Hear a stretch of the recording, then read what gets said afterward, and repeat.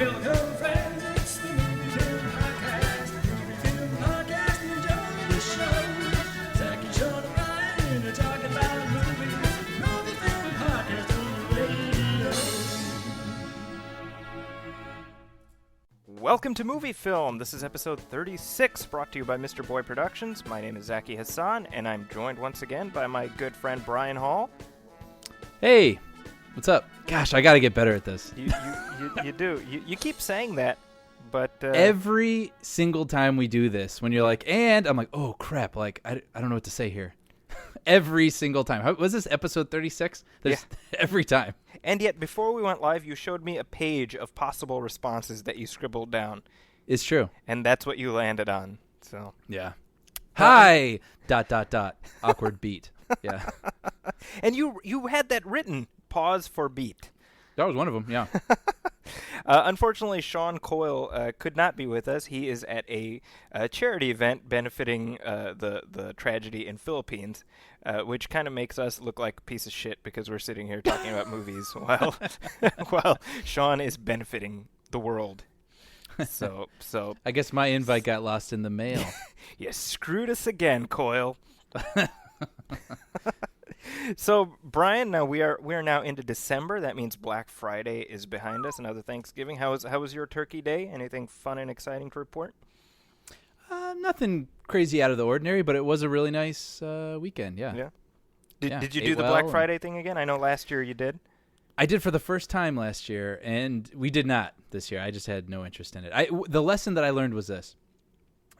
I mean, all the comical jokes about the crazy people and stuff aside, the only reason to do Black Friday is if you're you have a goal. Like if you want like a really expensive television, there's a great deal, then it's like, all right, well, you're willing to suffer a little bit to go get it for that great deal. But like when my friend and I went last year, we're like, wow, video games are like $10 and, Blu-rays are this much. And so we grabbed a couple things and then we walked over, and this was in a Target, I believe. And the line went like all the way around the store. Right. And we're like, well, it's not worth it for two video games I kind of wanted. I only really picked them up because they're $10. You know what I mean? So it's if you have like a grand goal in mind, it's like, okay, I can see it. But otherwise, I don't really feel like it's worth it.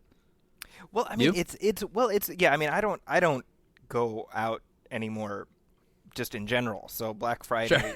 is even more, well, I'm kind of like my rule is once I get home, I put on my pajamas. I'm like, that's it. I'm not going out again. I've reached that stage of my life where I'm just hugely antisocial. But the like not early morning Black Friday, but a little bit before noon, my kid was like, "Oh, can we go to Toys R Us?" I was like, "Yeah, sure." And so we drove over to Toys R Us, and the whole parking lot was full. And the adjacent parking lot, so like the next parking lot over, was relatively empty. But I was like, I'm not walking like an extra 20 yards. So we went home. He's like, but Toys R Us. and your reaction is exactly the reaction I had as I drove home. Yeah. But yeah, so I can't stand the crowds. And it's funny because I was watching these videos of Walmart is basically the new, like Walmart is Fight Club now. Fight Club. Yeah. It's I watched videos of people straight up clotheslining each other for a toaster. Yeah, like literally. Yeah. And, Yeah. I mean, they were doing the rock bottom. It was, and I was just like, this is, if a zombie apocalypse actually happened, we are toast. Yeah, we are not going to band together. Yeah, we can't agree to give somebody else $5 off on a toaster. And I was actually thinking about this because it feels like, here's me, right? I'm like, okay, if I have to pay a little bit extra for convenience, I'm going to come down on the side of convenience. Now that's me. Yeah. Right? So in other words, you pay $50 more, but your ginormous TV comes to your house. Sure. I'll do the come to my house thing. That's me. Now, admittedly, that's not everybody. But I'm kind of like, what do you really accomplish by waiting, outside a store at 3 a.m. or whatever, other than bragging rights? Yeah. Yeah.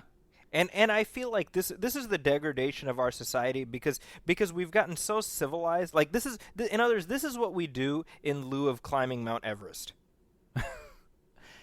Dude, you just seriously struck on something pretty profound. I'm By accident, serious. I assure you. That's actually kind of an interesting point. That's like suburban thrill seeking. Right. Wow. Like Edmund Hillary scaled Everest, and we got a 57-inch TV from Walmart And a black eye Yeah, that you but- sport proudly. Yeah. I mean it's very sad.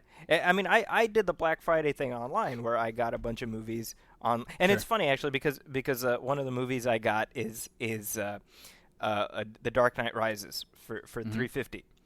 Oh. And now bear in mind I've spent Do tell, Zaki. Yes, I've spent the better part of the last year taking a giant steamer on that movie at every opportunity, including several on this show.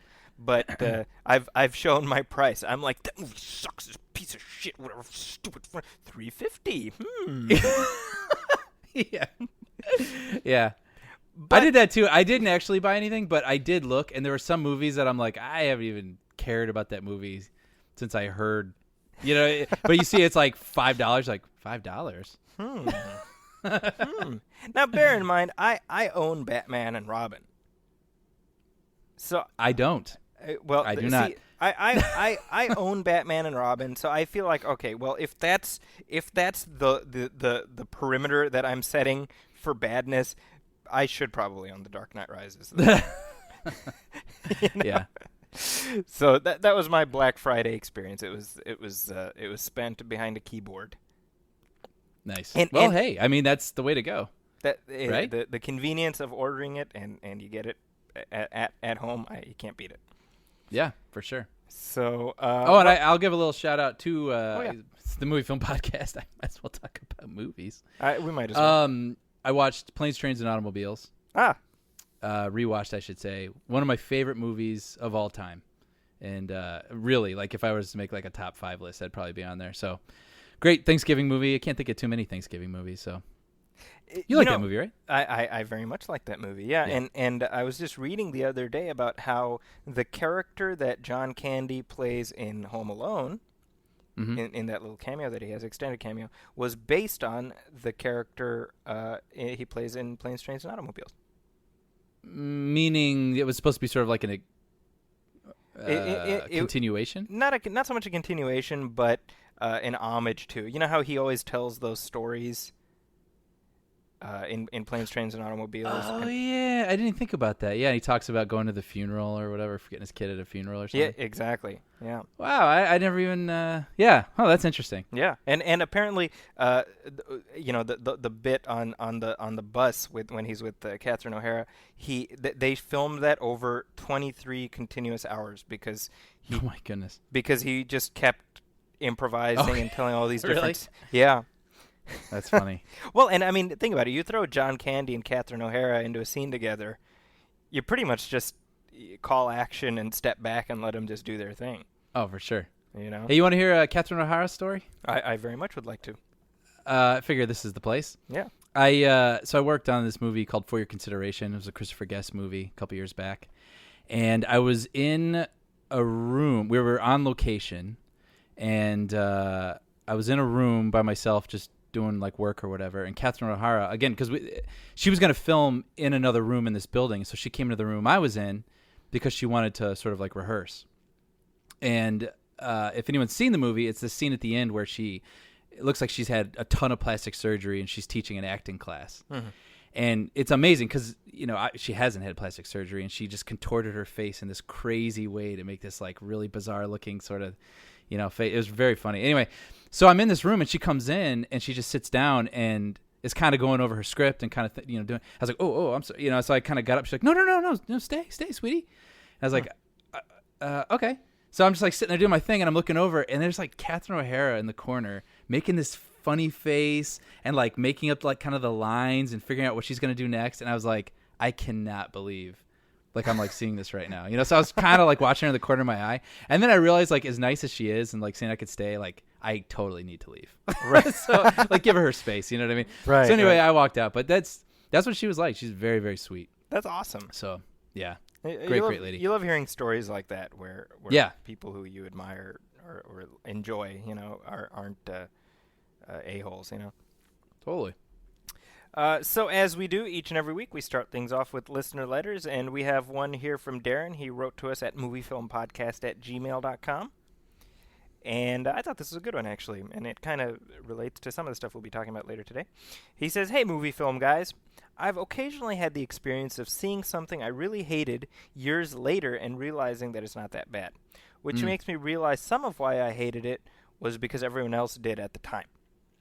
So here's my question. What role does popular opinion play into whether you think a movie is bad or good? In other words, do you find yourself influenced by Rotten Tomatoes, etc., to think a movie is better or worse than it is?" That's a really good question. It is, right? Yeah. Do you want me to go first? Yeah, please do. I have definitely, I think, fallen prey to this. I've definitely fallen prey to this because there was a time, I don't do it so much anymore, but I was actually writing reviews for this, website, and of course we do it here every week, but sometimes these movies get this reputation and everybody's like, "Oh, this movie's brilliant." Okay, so that's the stamp. This movie is brilliant. And then you go see it and you're not too crazy about it. Right.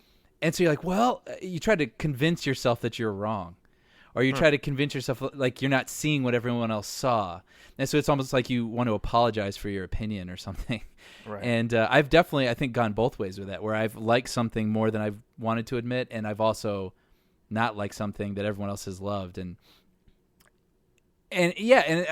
even in some of the reviews I've done, like I'll write something and I'll maybe even like try to a little overcompensate for something just so I don't sound crazy. And then as time goes by, opinion diminishes on that movie, and you're like, oh, so everyone did feel how I felt. You know what I mean? Right. But it's just the most notable or the loudest critics were saying what they were saying, and that's what everybody was hearing. So I definitely think I've done that. You? The door swings in both directions, right? Where you like something a lot initially, and then you like it less. I think for me, what's more interesting is definitely when you hate something initially, and then later you're like, well, yeah, and I definitely think there is a groupthink dynamic that plays into it. Yeah. I feel like as I get older and I get more confident in my own taste, that becomes less of a factor. Yeah, I'd agree with age for me.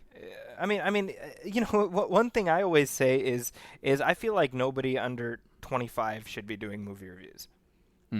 And I say this as somebody who did movie reviews under 25, and I think part of it is because what the hell do you know when you're under 25?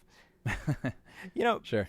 And admittedly, this I've been doing reviews for a while now, and I read some of my older reviews, and it's just it's written with such authority that I don't have. Yeah. And so much of it is based on this is what other people are saying, and this am I supposed to like this? Am I not supposed to like this? But I've definitely found myself coming around and saying, well, it's not so bad. And that's the other thing. Like, this part of this is internet culture, where we're sort of conditioned to be like, this is the greatest movie ever, or this movie is the worst friggin' thing of all time. Right? Either or. Yep. And I don't know about you, but there's so many films, the overwhelming majority of which they're fine. Yeah. Like you leave the theater, or you shut off the DVD, or you're like, that's fine. Yeah, I totally agree. Yeah, So I've been like that definitely for a lot of things. Now this does not apply to anything Nicolas Cage has made in the last, say, 15 years. Mm-hmm. That pretty much, if it's as bad as you initially thought. Pretty much. What's kind of interesting?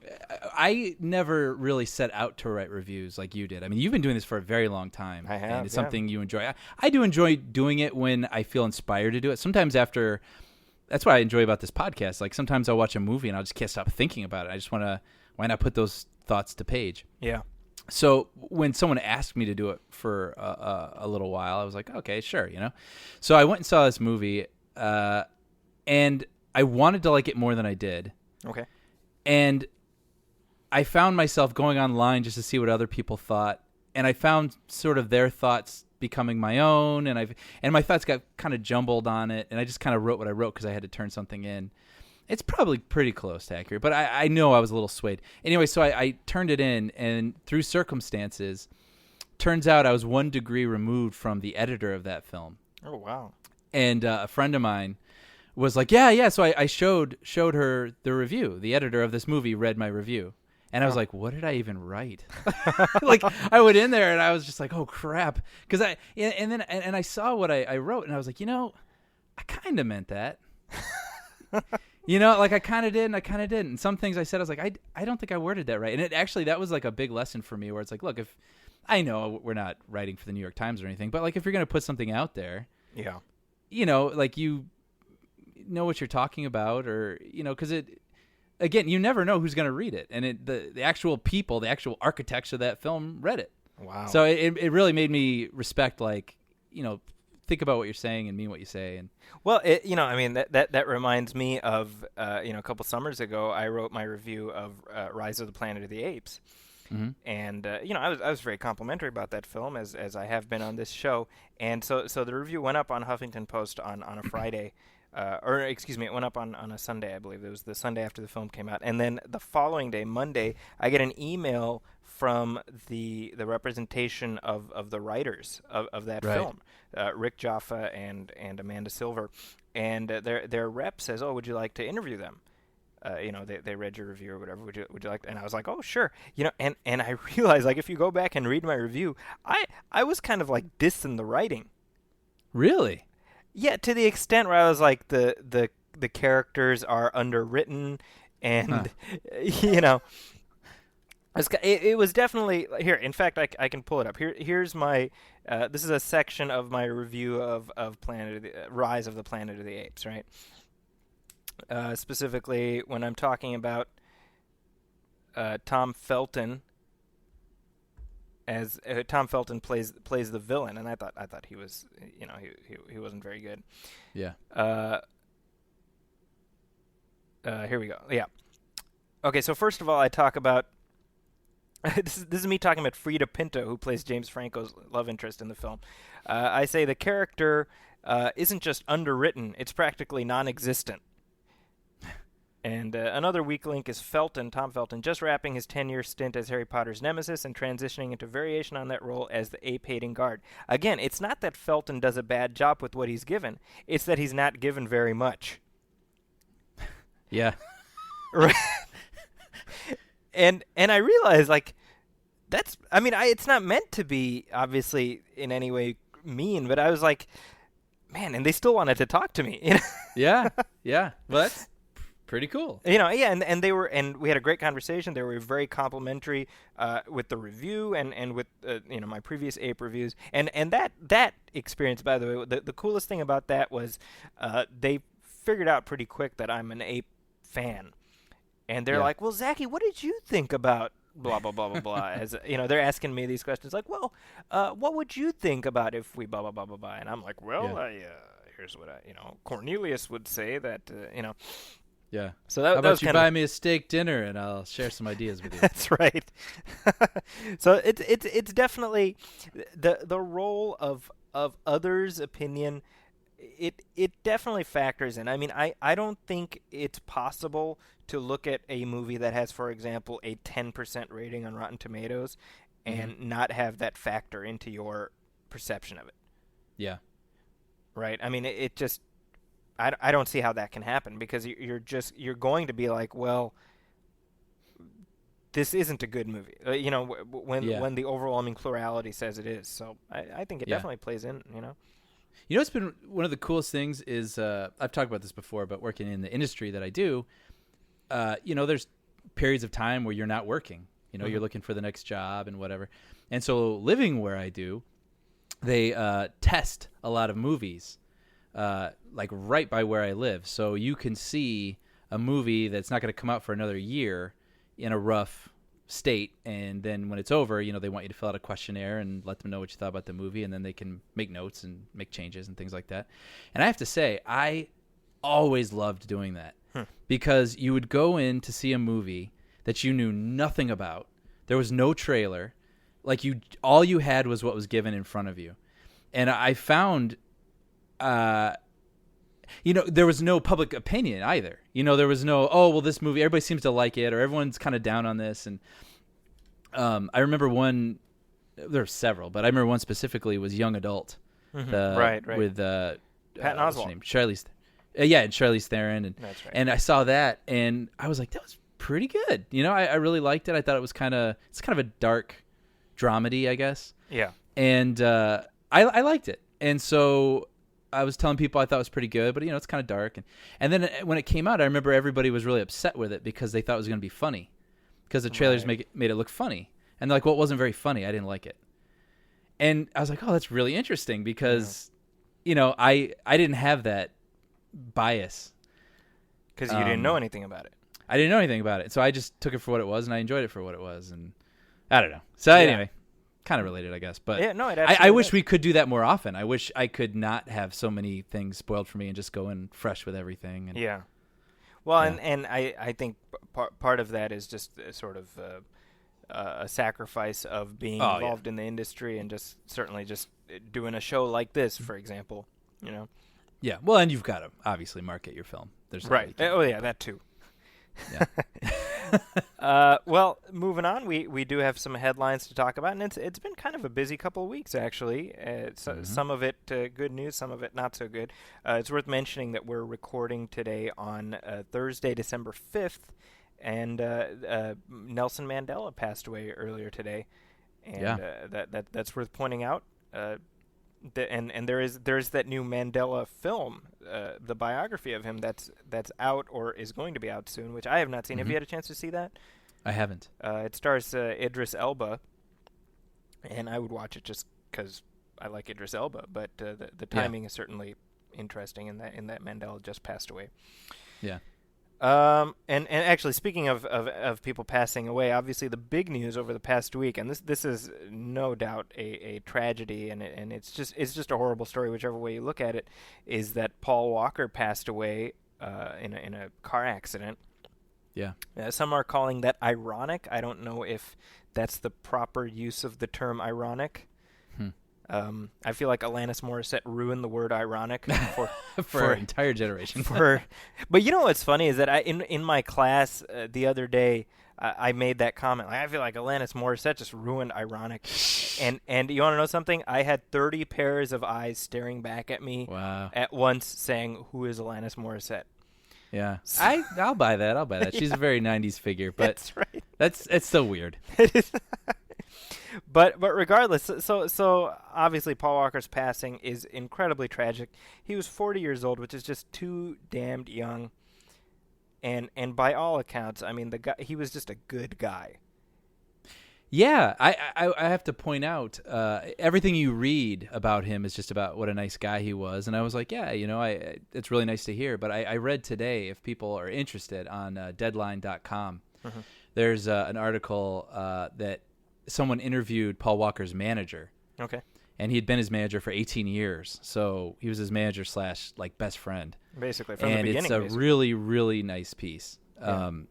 He just talks about, one of the things I thought was interesting was because people have brought up, the fact that he's in this movie about racing cars and he died in a car accident. And it was really nice. The manager's name is Matt Luber, and he was just like, it's unfortunate that it happened like that and that anyone could even like associate him with recklessness that's, seen in movies, because he's, just the exact opposite of that. And I thought that was nice that his friend was able to say that, and kind of put that whatever to rest there. Right. And he was the passenger in this. Yeah, exactly. But he spent the rest of the article talking about how he turned down numerous movies. Right. Because either A, he didn't believe in them, which is amazing right. for an actor, but B, because of commitments. Like, he didn't appear, he was going to have a cameo in Fast and the Furious 3 along with Vin Diesel, but he didn't do it because his grandfather was sick. And he decided, like, it was more important to be with his grandfather. There's numerous things about that, about him being with family, turned down movies so he could spend time with family. So, yeah, it's a nice portrait. Yeah, I mean, it's I mean, obviously, whenever somebody passes away, and certainly he was fairly popular for what he did. There is that tendency to sort of I don't know, sanctify that person. But this is somebody who just there in general terms. I mean, you're not finding very many people who are dancing on the grave. And especially in Hollywood, that tends to be a rare thing. Yeah. But I mean, in terms of this show, obviously, the big question now becomes, well, what happens with Fast and Furious going forward? And I mean, it's worth pointing out that I mean, they were in the midst of filming the 7th one. We've talked about it on this show several times. And he gave an interview to Collider just a few weeks ago, literally 2 weeks ago, where he was talking about his future with the franchise, and he says, "Oh yeah, we've got Universal has 8, 9, and 10 planned." He says, "I'm going to be doing these until I'm 50," and he says even if 7 tanks, number 8 is a guarantee. And there is an ironic element in that the series will probably carry on, but it'll have to do so without one of the most important characters. In the cast, and this is a pretty expansive cast, and it will carry on. I think we can safely say, but it'll be tough to do without him. Now I'm somebody who got into the franchise extremely late, in that I got into it this past summer. You're probably more familiar with it for a longer time than I am. What happens now? What happens with Fast 7? Man, it's tough because I mean, you have. It's funny because it's almost icky to like think about in a way, but like when you're Universal, like you have to figure this out. I mean, this is a lot of money. It's a lot of people. It's a lot of crew. It's cast. It's a lot of things to sort of sort out, and it's difficult because I think, like you said, I mean, it will carry on and it should carry on, but at the same time, I mean, how do you handle this within the film? Because this is something that's going to be very sensitive to a lot of people. Like, you don't want to blur reality and fiction, and how do you, I don't know. I wouldn't even know where to begin with something like that. Now, I mean, well, a couple points here. First of all, they were in the middle. They were more than halfway done filming the 7th film, which was scheduled to come out next summer. Yeah. I believe June of next year. It's looking unlikely that it's going to meet that date as of now. Yeah. Well, I think it's on hold now. It's on hold indefinitely. So barring them, starting up again next week, I think we can safely assume that it's going to be 2015 at the earliest. The options that have been floated are to have a stand-in, kind of finish out whatever's left of him and kind of do like digital replacement. The options are to scrap everything they've shot up until this point and just start fresh. And the other options are to just kind of shoot around him. Yeah. Now, the way I see it, either this film or the next one, they're going to have to kill Brian O'Connor, who's the character he played. You tell me. I don't see any way for them to write him out and say, "Oh, well, Brian is in." He's going into hiding or something. Yeah, he's in Tahiti. Yeah, because he's too integral to the series. So the character has to die, right? Now, some people disagree with that. They say, "No, you can't kill him off. They should recast him." Yeah. I mean, what would you say? I don't think they should recast him. I definitely don't think they should do that. Yeah. And I don't think they should do that, a double either. This has happened sort of before. Yeah. With like The Crow. Right. Brandon Lee was shot while they were filming The Crow. Yeah. Yeah, and there's one scene in the movie that's very obviously not him. Oh, interesting. Where there's a girl and she comes up to him and he's like in a windowsill looking out, and he turns around. There's like a big shadow over his face, and he says like one sentence. I would assume it probably was a conversation before, and then she just kind of runs up and hugs him, and then it moves on. But it's just sort of, it's kind of, Yeah. And it just feels kind of weird. But on the other hand, I think of, for example, Gladiator. Yeah. Oliver Reed died while they were making that film. He played Proximo, who's the slave owner, or the gladiator owner, trainer, whatever. And now that's an example of the filmmakers really kind of pulling a rabbit out of a hat. Yeah. Because his character was supposed to live to the end of the film. And they sort of went back, and I mean, it's kind of amazing when you watch that movie how they were able to construct an entire final scene and an honorable death for his character out of ends. It's been a long time since I've seen that movie. I don't really remember. Well, so what they did there, I mean, this is kind of brilliant. And it's all by chance, right? Because Oliver Reed passes away, right? And they're like, well, we can't just have him disappear because he's too important to the story. And I don't know if you remember at the very end of the film, the released version, it ends with Jaimin Hunsu. He buries like the little doll of Maximus. Mm-hmm. And he says, one day, we'll meet again, but not yet, or something to that effect. Mm-hmm. That was supposed to be Oliver Reed doing that. But he died. He drank himself to death, basically. So now, earlier in the film, this is really interesting. There's a scene where Maximus, Russell Crowe, is about to go out and be in one of these gladiator things, and Proximo, Oliver Reed, is trying to tell him not to do it. And he's saying, what's the point of all this, Maximus? We're all just shadows and dust, like this. And when they were filming that, so he says, we're all just shadows and dust. And they're still filming, and just not in the script, but Oliver Reed just kind of does one of these. He says, shadows and dust, shadows and dust, like that. And so they're going back through the footage, and they find that thing that was not scripted, but he did that for some reason. And so they use that, and they construct this whole thing where they purely in post created him through a body double walking over to Russell Crowe, giving him the keys. They used digital replacement on a body on somebody else to have him have this conversation with Russell Crowe that he doesn't have. And then once he's found out, you have these people come into the room, and they're about to stab him. So you see him from behind, and then you cut to that shot of him from way earlier, entirely different context, where he says, shadows and dust. And they stab him, and he dies. Wow. And you would think that's how they had scripted it. Yeah. It's kind of amazing. Yeah. And that's just one of those things where everything had to just work out in this perfect way. I don't know that they can do that with this film. Now, the story, based on what we know, is that Jason Statham is out for revenge on Vin Diesel and Dominic Toretto's team. Right. And so I suppose, you could have Paul Walker's character caught up in that scenario. And this is going to sound callous, and it's certainly not meant that way, but I certainly see more story avenues let me rephrase, not more story avenues, but I see story potential in Brian being losing that character. As opposed to, for example, if you lose Vin Diesel, you lose a series. Right. If you don't have Vin Diesel, the Fast and Furious series is done, right? I mean, that's a fair statement, probably, right? I think so. For the most part.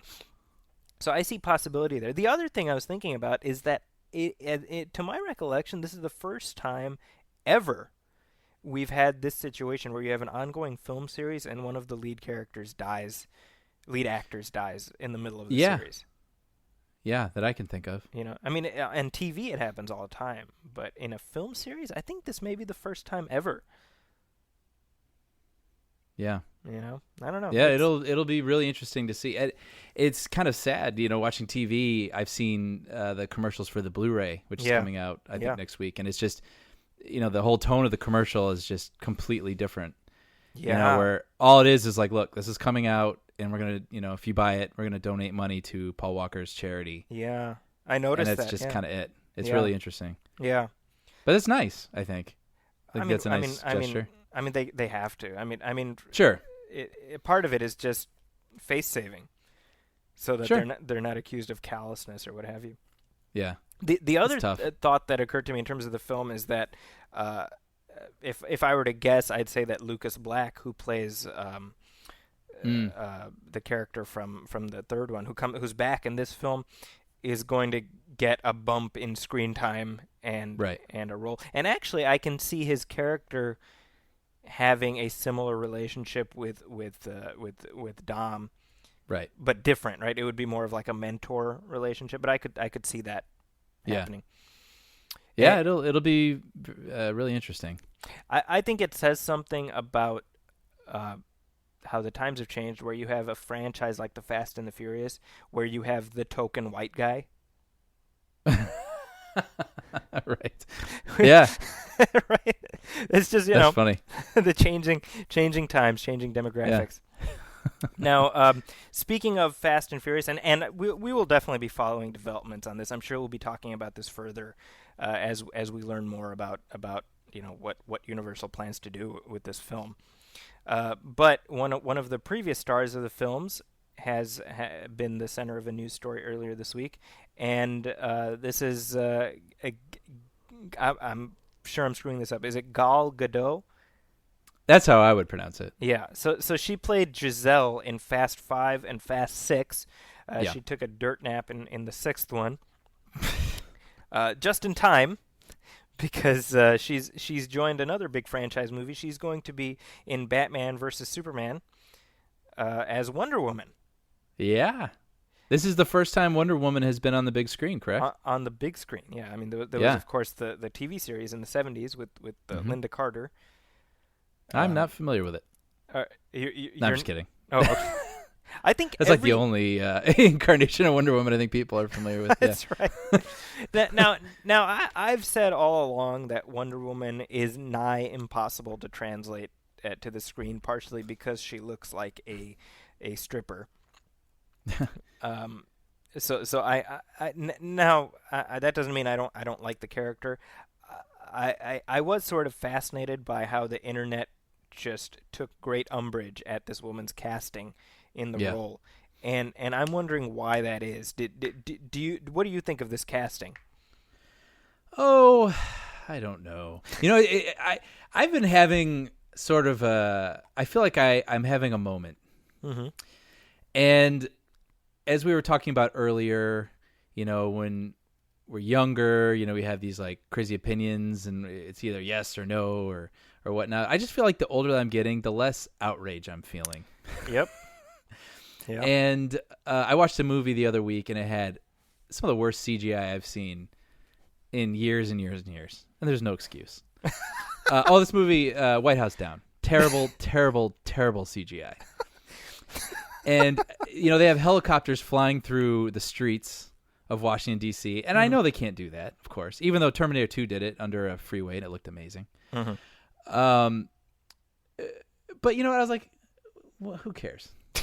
Okay, like, well, now this is a slight tangent, but I need to ask: were you laughing hysterically through that entire movie like I was?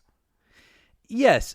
The thing is Olympus Has Fallen. I thought it was a more serious movie than it was. I think. Yeah. Well, White House Down knew exactly what it was. Like it was. It was just out to have a good time. The president, before he is escorted out of the White House, goes to get his Air Jordans.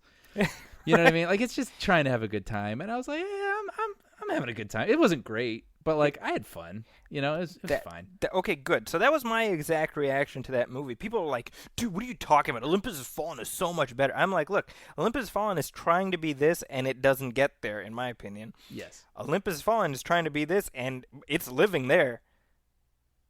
So yeah, or White House Down, you mean? Excuse me, White House Down. Yeah, it's right there, man. It's what's his name? Channing Tatum. Channing Tatum is yeah, exactly. Yeah. He's good as that character. I mean, it's and again, it has one of the best lines of the year. Yeah. Yeah. Well, I'll let you do it. Well, I forget the actor's name. What's his name? Shoot. Oh man, I'm drawing a total blank. Is that the guy from Zero Dark 30? It's the guy from Zero Dark 30. I can't remember his name. Yeah. James Wood says, "Hey, come on, we'll get him here. You want some cake? No, I don't want cake. I have diabetes." Yeah. Yeah, you're like, what? I cannot even tell you how hard I laughed at that line in the theater, and no Yeah. one else was laughing, Yeah. which made Yeah. it so much better for me. But But well, all that to say, do I think she's the choice I would have picked? No. Like, I think she's gorgeous. But I even remember in Fast and the Furious thinking, like, wow, that girl is gorgeous. But, like, oh my goodness, she is so skinny. right, Like, she is, like, beanpole, Right. like, skinny. yeah, You know, and not in a good way. I mean, you know, she's a very attractive person, but like I just in real life, I would like her to gain more weight just Yeah. as a person. You know what I mean? And so it's hard to imagine, you know, Wonder Woman who's like a warrior. I mean, this woman doesn't seem like a warrior. She seems like a runway model, you know, Right. kind of a waif right. kind of a thing. And so to me, it doesn't really make a lot of sense. But you know, whatever. But- you know what I mean? Like, but- we'll see. We'll wait and see. Well, what I read is that she was in the Israeli military, Right. and she was like like training people in the military, so she could Yeah. probably break you in half. But that's a mandatory service. Like everybody has to serve in the Oh well, Israeli in that military. case, screw her. I love how you say that to dismiss her entirely. I'm just saying, I'm because just she saying. had to. I'm just saying. But no, I think it'll be interesting to see if they can make her presence feel like weighty, like if Yeah. she can feel like she could No actually pun go in- no toe to pun toe with intended, Superman. right? Yeah. No pun intended, actually. But I mean, she's got to stand toe to toe to Superman, Right. and Well, I'm and having a hard time picturing that. I feel like partially she was cast because, as you say, she's a knockout, no doubt about it. And by the way, she has this scene. I believe this is in Fast 5, right, where they need the bad guy's handprint, Yes. and so she has him touch her butt on Yeah. her, and so they use the fat. Now, correct me if I'm wrong. Now, admittedly, maybe I'm not knowledgeable about the world and things, but do we leave handprints on fabric? No, that is incorrect. That would not have worked in any universe. Okay, I just wanted to be sure about that. Okay. So my thing, irrespective of her casting, I'm willing to say, okay, they had Henry Cavill Yeah. bulk up as he looks like a human action figure. Yeah. You know, and Ben Affleck, obviously he's gotten so big that his other movies are like, hey, you're getting too big. So okay. Right. So let's assume for a second she gets into shape, and your concern is allayed, Yeah. right? I'm kind of like, why can't we just have a Superman sequel? Like, I'm already begrudgingly Yeah, okay, we've talked Batman about is in this. you know, Yeah. Yeah. Yeah. because at this point, don't even call it Man of Steel, blackening of the black, or whatever they're just call Yeah. it Justice League. Well, like you were saying, like, why do they even have to have Batman in it? Can't you just make another Superman movie? It's like Yeah. they have to be like, let's just throw Batman in there, just just in case. Yeah, and Paul Shirey said a few months ago, right? Oh, well, if DC's not in the game, then they're losing, or something to that effect. And I'm like, to me, there is this stench of desperation about this that maybe it's just me, but it feels very pronounced. Really? To me, it feels like they're just trying to do what Marvel has done, but in double time, Which, again, desperation. like broaden the universe. Yeah. Well, yeah, but not necessarily broaden. out See, of I like. get it, because she's a woman and they're broaden. What? Okay. Send your letters to Zaki at Zaki's. Yeah. No, but you know what I mean? Like, I don't think it was desperation out of they didn't think they could do another Superman movie, but I just feel like they're trying to catch up. Yeah. Like they're trying to build a universe really quickly. Yeah. Yeah, and I read So that. I mean, she could be in the last scene of the movie. Yeah, but it wouldn't be getting this much hype if she's only in the last scene of the movie, That's true. right? I picture. Well, is Justice League actually have a date? Does that? It has nothing. The level. This is what I mean. Like when you look at, and we've talked about this a few times on this show, but when you look at the Marvel phases that they've gone through, and I'm gonna go ahead and exclude Agents of S.H.I.E.L.D. from this concept when I talk about how well thought out the Marvel universe has been. Because really, Agents of S.H.I.E.L.D., it has become practically unwatchable. So I want to go on record as saying that Really? I can't get through it. I've got like 5 episodes sitting on the DVR mocking me. Or So I'll do you just mock it? That's right. You So will sit there in my DVR. It's rough, will and, like and it. and I feel bad because I love Clark Gregg, but everyone else on that show I've learned to despise. So Yeah. But when you go from Iron Man 1 to the Avengers, you see some very methodical long-term planning. With Yeah. DC, you have a monkey throwing poo at a wall Yeah. while masturbating. That's the DC universe. It's just bananas. With no a pun birthday blower thing in its mouth. That's right. Yeah. Right, because they don't know what they're doing. Earlier this week on the Arrow, the Green Arrow TV show, they had Barry Allen show up, and Barry Allen. That's the guy who played Greg Brady, right? That was that was Barry Williams. Oh. Yeah. But close enough. Barry Allen is a character. He's played by a guy named Grant Gustin, and Barry Allen will eventually become the Flash. Yeah. So they're spinning the Flash off of Arrow, right? So the plan on the CW, they're going to eventually do a Flash show. And it's like, well, is this going to be the same Flash that appears in the Justice League movie? No, it's completely separate. Yeah. So there's going to be a Flash in the Justice League movie, and then there's going to be the Flash TV series. And it's like, guys, what are you doing, you know? Yeah. I don't know. That's a tough one. I mean, because what's the thing about that is with Marvel, they outright started a universe. I know it started with like Hulk or whatever earlier, but like with Iron Man, where they're like, look, like, yes, you know, people get hurt here. This is the real world, but like, let's have some fun. Right. You know what I mean? And that's what all those movies feel like. That's why you can have Thor coexisting with, you know, Clark Gregg's character or whatever, you know, and or whatnot. So, but with DC, I think you have this Nolan thing, which was a phenomenon. And so now everyone kind of looks at Batman as this really realistic, grounded action hero. Right. And so I think with Superman, they were trying to like stretch a little bit, like, because that movie was gritty and grounded-ish, but it was also about an alien. Right. You know, so I feel like they're just really trying, because then now they got to introduce an Amazon, you know, and then eventually they're going to try to introduce a guy who's stupidly fast, and Ant-Man, or no, Ant-Man's Marvel. But Marvel.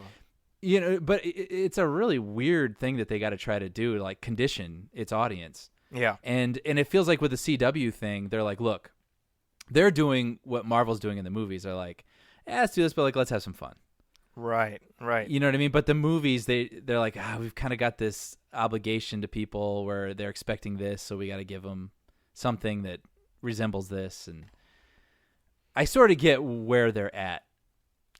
You know, it's up to them to get out of it. You're far more forgiving than I am.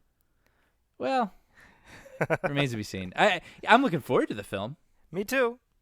Yeah. Well, I mean, I will watch it. Like I can't even say I have anticipation. I'm just like, well, I will be seeing it, obviously. So anything I say doesn't really matter. Yeah. You know.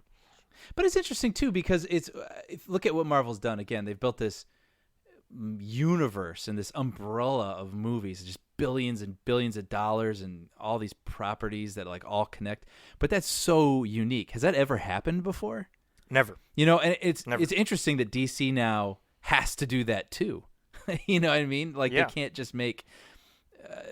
Again, I keep crossing the streams here, but like say like Blade. You know, like Blade doesn't belong in the same universe as Hulk. You know, and whatever. But it's like why can't you just have a Wonder Woman movie, and why can't you have like a Flash movie, and like do they all have to be of a piece? Maybe they.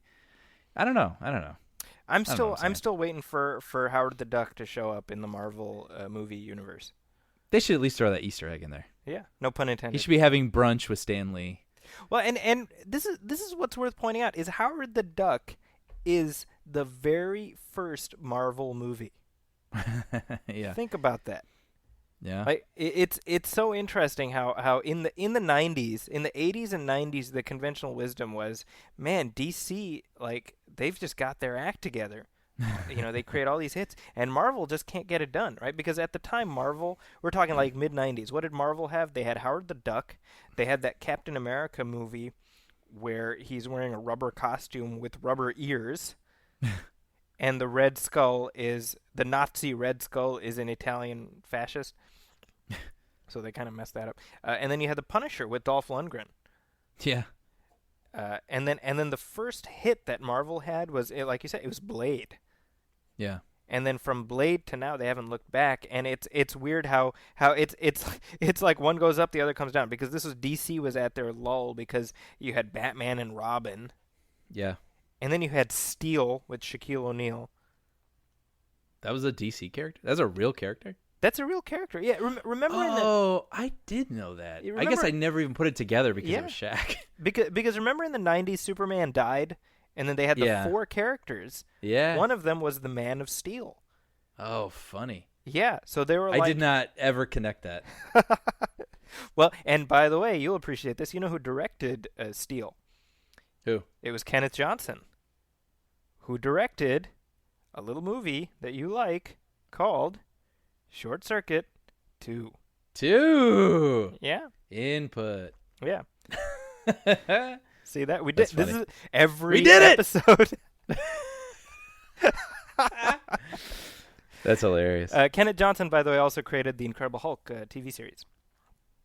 So that is that. So Steel was unfortunate, but wait a minute. Have we heard your opinion yet on Gal Gadot? I think as I said earlier, she's absolutely gorgeous, which the role calls for. I agree with you. She doesn't have the physicality for it that I see as of yet, but I can only assume that they'll get that in check. I have no problem with her playing the role. My issue is more with her is just with the character being in the film. I'm kind of like, why are you jamming this thing full of so many characters? Right. I read that Doomsday is going to be the villain in this thing, or a villain in this thing. Mm-hmm. And I'm like, really? We did the origin last movie, and you're going to do the death in this one? Right.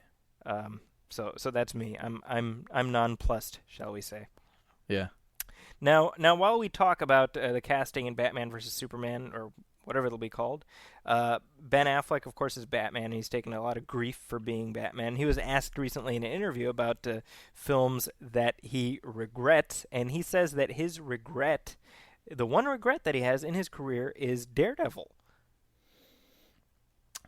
Yeah, really? Well, that's the one. And I'm not being harsh on Ben Affleck, because I like Ben Affleck. Yeah. Even when everyone hated Ben Affleck, I like Ben Affleck. But, Phantoms.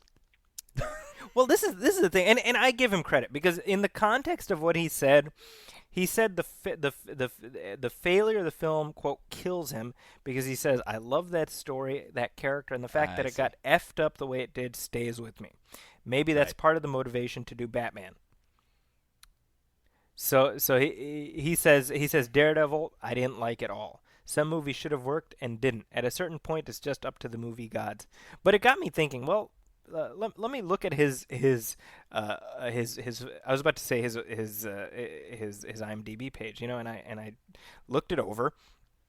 And I started out being like, "Oh, Ben, come on, you're too harsh on yourself." And then I looked at his IMDb, and I was like, "You asshole." He's done so many bad movies. He has done so many bad movies.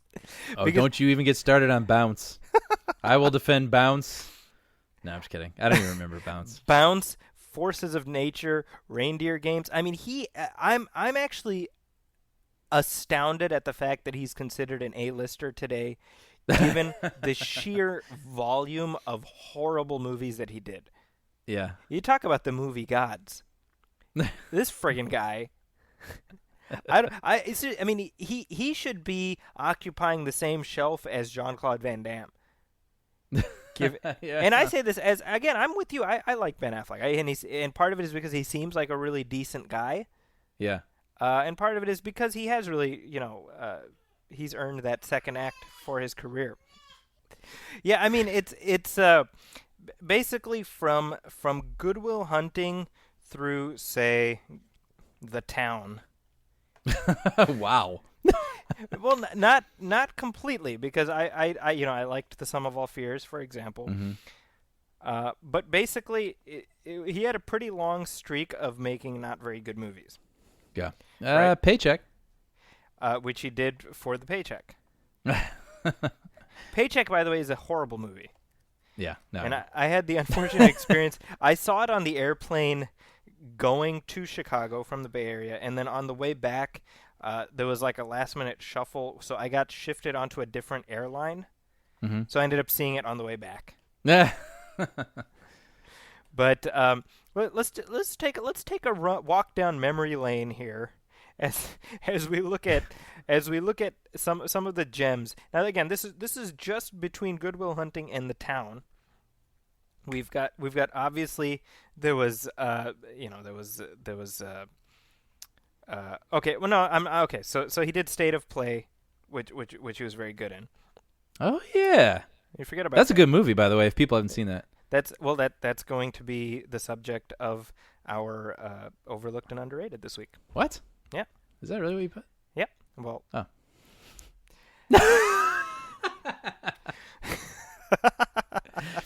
There's a peek behind the curtain, folks. Yeah. We know exactly what we have planned per episode. That's how we do things. But Surviving Christmas, Jersey Girl, which I actually by the way, Surviving Christmas came out in November. Was on DVD by that December. No, it wasn't. Are you serious? True story. Yep. It takes so hard. They're like, let's at least recoup. Wow. Okay. Yeah. Okay. So there you go. Surviving Christmas. Enough said. Jersey Girl, which I just saw a few weeks ago, and never saw that. You know, that's a movie that's trying very hard to be earnest. Yeah. Earnest as in from the heart, but it ends up feeling like earnest as in like a Jim Varney movie. Hey, Vern. Exactly. But ironically, there's one scene where he has to drive his daughter around in like a Zamboni, and he says, "Oh, this is my Batmobile."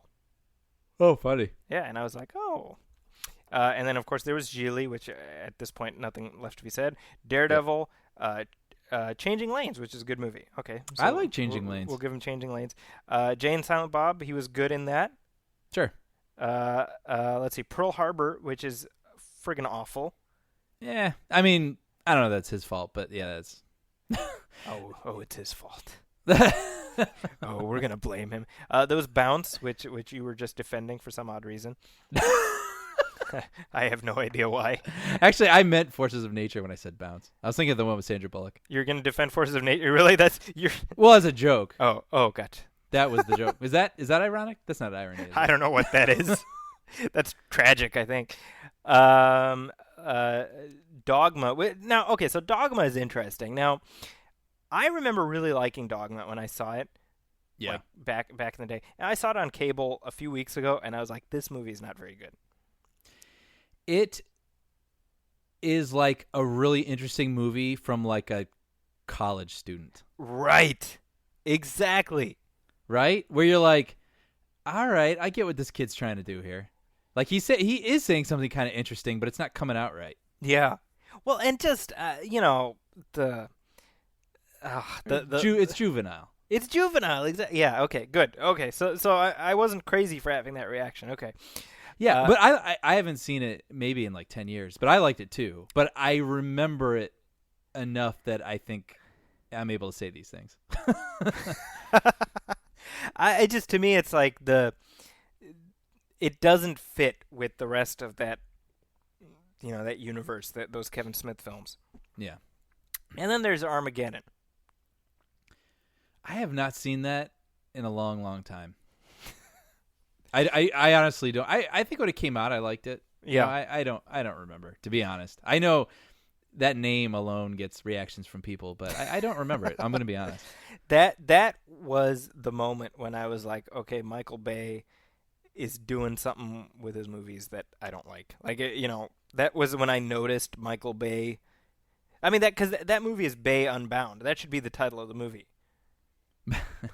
Right, because before that, the Armageddon was 98, and he did The Rock, I think, before that. And The Rock is, to me, like he still has his peak. Yeah, I would say for sure. Yeah. and after with Armageddon on, he's kind of been given carte blanche, and that's what that is. So you know what it is? He makes these really potentially cool movies, and they're cool in their own way. But Right. like he's completely self-indulgent. yeah, And I think The Rock was the last time he didn't indulge himself. So Like that he was actually used his style to tell a cool movie, like a cool Right. story. But ever since then, he's been like, I can do whatever I want. And then you get these movies that are just too indulgent, even though there's a cool movie in there. well, it's hidden deep oftentimes. He says Michael Bay, by the way, said about the next Transformers, he wants it to be less goofy. Yeah. I'm like, well, that's good, Michael. That's good. I wish everybody could have seen Zaki's face. That was really good. That's good, Michael. That's now, in other news that is broken earlier today. By the way, this is a headline that Brian that you brought up to me, and I just find it amusing, which is why I want to bring this up. But there's currently a feud right now because Kirstie Alley is very upset at Leah Remini. I just find this funny to me. Now this is like going inside baseball with Scientology, but Leah Remini used to be a Scientologist, and she left the Church of Scientology. But Kirstie Alley has slammed her as a repulsive bigot, and she says, "You are my enemy." Wow. And I just find this funny because who says anybody is their enemy? I would, if someone actually looked me in the eyes and said, Brian Hall, you are my enemy, I would be like, wow. Like, that's kind of like a bucket list sort of thing. You know what I mean? Like, cool. I think I made it. I know. Now what's Are funny? we eventually going to have to team up and fight the Yeah, ultimate bad guy? Or? Right. I mean, who's like, to me, I would almost respect that on some level. I know. It's like, you were once my friend, but now you are my enemy. You It's are like my enemy. It's like you talk like a primetime soap opera, you know?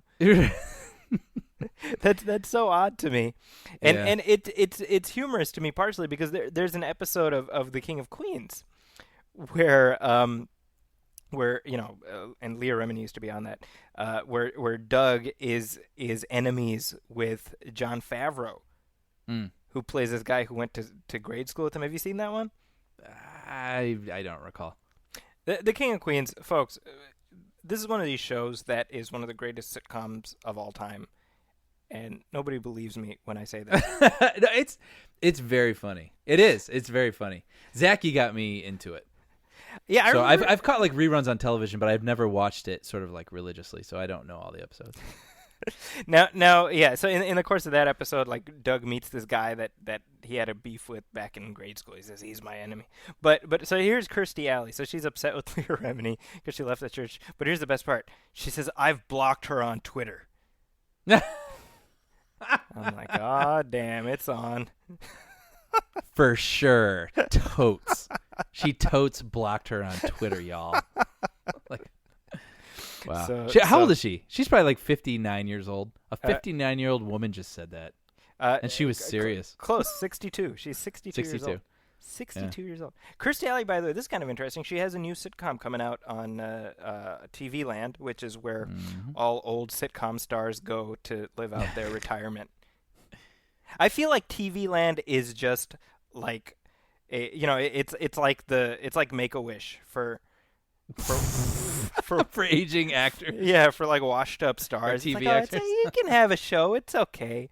We'll get you. Well, this show in particular, it's really fun. I have to look at the billboard every day when I drive to work. Uh-huh. And it's like, it's exactly what you're saying. I mean, it's Michael Richards, Yep. Rhea Perlman, and Yep. Kirstie Alley. It's almost like, they just like plucked from all these shows and threw them in one show. Yep. By the way, this is interesting. It's those three, and then there's that fourth guy. Yeah. The fourth guy, his name is Eric Peterson, and he went to Glenbard North. Really? He went to my high school. He was a year younger than me. Oh, how funny. Yeah, Well, isn't good that for right? him. Yeah. So good for him. He our tone just so shifted. Local boy makes good. Congrats. As we've just been demolishing this show for the past 2 minutes, but good for him. Good for him. That's good. Nice. You know? Okay, so speaking of making good, J.J. Abrams. Oh, I just want to bring up, by the way, did you know today is National Humility Day? Is it really, or are you joking? I'm joking. Go Oh. ahead, tell your story. So J.J. Abrams, who is, we have kind of a love-hate relationship with J.J. Abrams. It feels like I have kind of a love-hate relationship with him. Yeah. Now, I've been quite vociferous about my dislike of Star Trek Into Darkness on this show.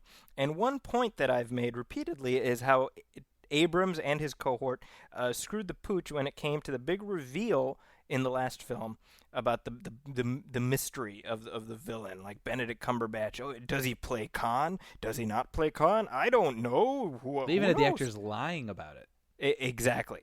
Right? Yeah. So I said on this show, I said, you know what? Why didn't they just be out with it right up front, play it to the hilt, be open about it, and use that to tell a better story? That's what I said. I said it on one of these episodes. You'll have to go back and listen to all of them to find out which one. Except the first 2 or 3. Yeah, I didn't say it that early in our run, but later on, I did.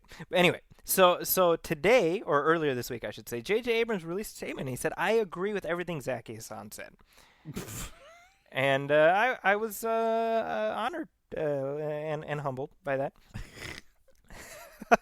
Now he did not actually say that, but he was asked about this by MTV.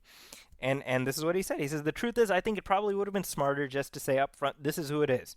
It was only trying to preserve the fun of it, and it might have given more time to acclimate and accept that's what the thing was." So in other words, Zaki Hassan is right. But here's so this is where the worm turns a little bit, because he goes on further. He says, "The truth is, because it was so important to the studio that we not angle this thing for existing fans, if we said it was Khan, it would feel like you've really got to know what Star Trek is about to see this movie. That would have been limiting." Okay? Now, this is where I call bullshit on J.J. Abrams. Okay. Because I don't believe for 1 second that the desire to keep this thing a secret came from the studio.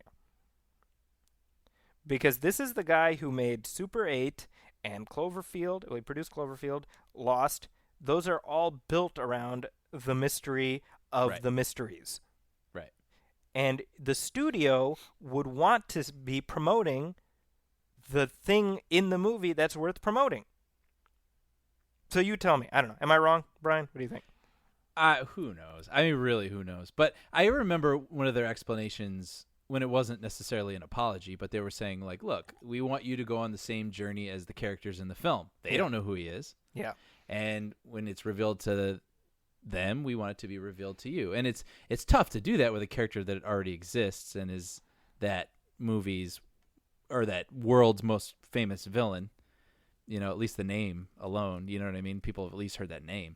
So you're sort of in a catch-22, but, I don't know. I think I like being on my my high horse, so I'm gonna say that. I also think it's, take it. That's right. I'm gonna take credit silver for it. away. I think it's kind of interesting how he's breaking bad on the studio, since now he's like, I'm not doing Star Trek anymore. Yeah. I'm doing this thing called Star Wars. Ever heard of it? See ya. Now Wouldn't want to pay ya. He is still involved, right, with the next Star Trek, and I'm sure he's gonna be a producer, right? Right, a Bad Robot. I mean, it's still, yeah, I would expect, right? And they're, by the way, they're saying Joe Cornish is in line to direct the third one. Now, I have no experience with this guy, so Attack the Block. Have you seen Attack the Block? Oh yeah, I love Attack the Block. So, do you think this guy would be a good choice for this film? Yeah, I mean, I think he's a great director. I think he's a lot of fun. He's Edgar Wright-esque. Where he can have some fun, but he tells really good stories, really interesting stories. Attack the Block is, for people who haven't seen it, it's about an alien invasion that happens in, like, the inner city London. Okay. And so, like, it starts with these guys mugging a girl. So you're like, oh, these guys are, terrible. And then this alien invasion happens, and these guys who aren't very nice guys have to become heroes. Okay. And it's really fun.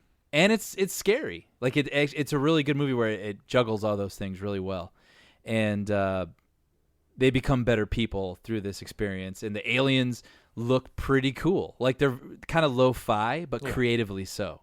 So he's a very good visual storyteller. He told a compelling story with not a lot of resources, and he told a sci-fi story pretty well. So I think that's some pretty good credentials. So what about that film translates to him being a good choice to do Star Trek? He's good visually, and he's a good storyteller. Okay. All right. So wait and see. That's all I want. And he's not signed yet, but I think he's the name that's being linked to the third one. Yeah. He also wrote Tintin, right, for Spielberg. So. Is that right? He might have co-written that with Edgar Wright. Didn't those two write Tintin? I know that Stephen Moffat, I believe, did. Okay. It's something like that where it's like, someone wrote it and then all these people. British guys they're all the same. they go to a pub and they pass the script around. All these British guys look alike. I don't even know what that means. Anyway, moving on. As we talk about Star Wars, we do have some Star Wars news this week. Brian, fill us in on the Star Wars news. Zaki, yes. Have you ever wanted to run away from stormtroopers and have them shooting their blasters at you and then run into the actual Millennium Falcon? Have to duck your head down under that little entryway and up the ramp and say they were going to board the ship. The compartments, where Obi-Wan and all those guys hid, like you could go in there and close the compartments. Have you ever thought in real life you'd ever be able to actually do that? I have not. Well, I'm here to tell you, you can. Now you can, because for the new Star Wars movie, they have actually built a full life-size Millennium Falcon that they're going to use for the film, which I think is very exciting. That's super cool. Yeah. So as soon as we invent the technology for blasters, that scenario can play out. And for light speed. Yes. Yes. As long as the hyperdrive is working. So now what this means? So they have built the actual the set that they're going to use for the new films. I mean, that's pretty cool. That's very cool, right? I mean, that gives you a little tingle, a little bit. Well, it just seems like these days, all these movies, what they do is they build 1/4 of a set, and then they use computers to round out the rest of it. Right. So it's really cool that they've actually built this thing. I have to say there's just something about the thought of seeing a new movie where you're on those sets again. Yeah. You know what I mean? Like there's just something sort of magical about that. Yeah. Because we know the inside of that ship so well. Yeah. And it's something we never even thought of seeing in a new context. No. You know? I mean, that's pretty awesome. Yeah. And we've ad nauseum talked about the prequels and how they don't live up for us like the original trilogy does. But so I think because of that, in light of that, my expectations are a little tempered. Mm-hmm. So, I'm not expecting to have my life changed. You know what I mean? Have a new Star Wars film. But I will say, news like this makes me pretty excited. Like, you know what I mean? Like I know I'm not going to like have a new classic on my hands or anything that I'm going to like fall in love with. And maybe I'm just too old for that now too, in some ways. But like at the same time, like things like this, I'm like, I'm really excited to see that. So yeah, there's that. It's neat. And that tells us that things are moving right along. And by the way, if you've built the Millennium Falcon, I think that lends credence to what we talked about a few weeks ago, that Harrison Ford is probably signed, sealed, and delivered at this point. Yeah, I think so. I don't think anyone wants to see the Millennium Falcon without Han Solo flying it. Yeah. I mean, whether or not he's, extended cameo kind of thing, which would be fine. Yeah. But just to link it. Right. I mean, but you can't be like, oh, it's too bad Han died 10 years ago. Oh, yeah. Like I don't think they're going to do that, So that's very cool. Very. Now, moving on, we do have some trailers to talk about this week. Trailers. Now, yes, thank you. That's our trailer theme. We just mix it up every week. We have a new. Most shows go for things like consistency. We laugh at your idea of consistency. So I wonder if this will come out in stereo. I'm gonna say trailers really far to the right and then Okay. really far to the left. Ready? go for it. Trailers. Well, it kind of worked for me, so I don't know All if right. it'll play for the audience that Yeah, way. we'll cut it. Whatever. All right, so first up we have a new historical epic directed by Darren Aronofsky. It stars Russell Crowe. This is Noah. Let's go ahead and play some of the audio from Noah. There isn't anything for you here. You stand alone and defy me? I'm not alone. When they come, they will be desperate, and there will be many. Take the arm! All right, Brian. So I have been waiting to talk to you about this trailer for a long time because I saw this trailer and immediately after it ended, I asked myself what the hell I had just seen. Really? I don't understand it. This is one of those things where I don't know what I should talk about. Like, it's coming out soon. Whatever. I read the script. Okay. A long time ago. Mhm. This version. Okay. That got made. And I think what's really interesting, and I don't think this is giving anything away. That's why I was hesitant. But I think people have sort of known this movie deviates quite a bit from the Bible story. Oh, I thought you were going to say from the comic book. No, well, yeah, which Aronofsky did make a comic book. The way I tried to describe it, I think I described it to you like this, was like you have the character Batman. So Batman's parents die, and then he, hates injustice, and he becomes Batman. And so many people over the years have reinterpreted that, and it's like, Tim Burton was like, well, what if he created the Joker? Because he did da-da-da. And then it's like, well, some people are like, but that's not how it happened. It's like, yeah, but that's this version. Mm-hmm. You know what I mean? And he's still Batman. That's basically what this Noah movie is. Like, there's a lot of things that are going to be very unfamiliar, I think, to people who are familiar with the Noah story. Uh-huh. But there is a guy in a boat and animals. Okay. So all that said, when I look at the trailer, I can see that they're totally trying to be like, the story you know and love is coming to life. You know what I mean? Like, they're certainly trying to grab the church-going audience and the people that want to see like a biblical epic. And Right. I'm really curious how this movie is going to play. I'm Well, really, that's the really thing, curious. because I feel like they're going to be lured in by, hey, the story you know and love. And they'll be like, meets Clash of the Titans, It'll be interesting. I mean, it's the thing, all that aside, I think Darren Aronofsky is a very interesting filmmaker. Yeah. So I'm very curious to see, even though I've read it, like, I'm curious to see how this thing comes to life. So I can't say that I'm super excited for it. Yeah. Like, I'm not, panting for it, but I will see it, and I am very interested to see his interpretation. Now, bear in mind, Aronofsky dropped out of the Wolverine, Yeah. and at least part of that was so that he could make this. But this is his passion project. That's what I'm curious about. Why is this his passion? Like, it's just such an odd story. Look, I mean, I'm going to leave myself some wiggle room here. For all I know, I'll see this and it'll just be exceptional. But Sure. right now, it looks like, Bible stories for children meets Clash of the Titans. Yeah. Yeah. And you know what, though? That's another thing you got to think, too, is, again, knowing that the story is a little different, that's what marketing's got to do. Right. You know what I mean? Marketing's got to be like, that thing you're familiar with? This is like that. That's their job, like, to get Right. butts in seats. And so I'm hoping to go into this and hope there's a little more to it than that, than I was just actually everything we're seeing is a little. I'm hoping that the movie incorporates an adaptation of the Bill Cosby comedy routine Noah, which I don't know if you ever heard that, but if you haven't heard it, look it up on iTunes. It's very funny. Yeah. Yeah. Next trailer. Interesting.